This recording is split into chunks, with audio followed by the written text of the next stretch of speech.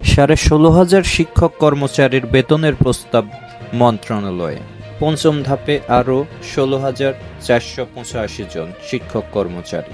আসসালামু আলাইকুম, welcome to সাদ্দামস world. সাথে আছি আমি সাদ্দাম হোসেন। বিস্তারিত জানতে ভিডিওর শেষ পর্যন্ত দেখুন। এ জাতীয় আরও সংবাদ পেতে চ্যানেলটি সাবস্ক্রাইব করুন এবং বেল বাটনটি অন করে দিন।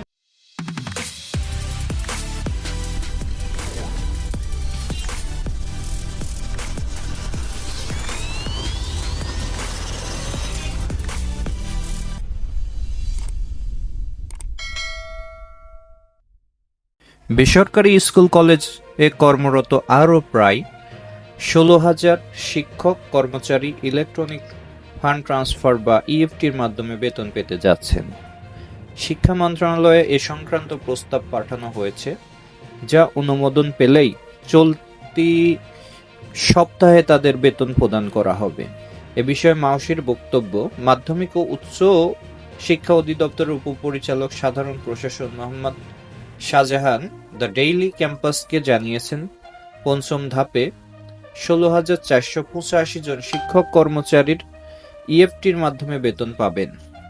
এছাড়াও প্রথম থেকে চতুর্থ ধাপে থাকা শিক্ষকদের বেতনও আগামী 20 মার্চের মধ্যে দেওয়ার পরিকল্পনা রয়েছে।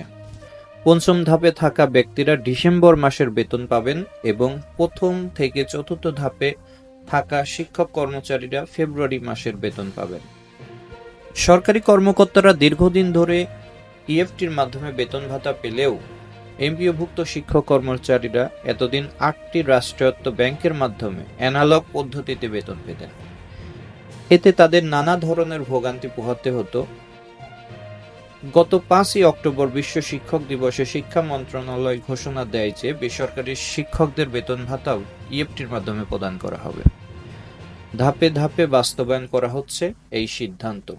শিক্ষকদের প্রতিক্রিয়া। বেসরকারি শিক্ষকরা দীর্ঘদিন ধরে বেতন ভাতা দ্রুত পরিশোধের দাবি জানিয়ে আসছিলেন।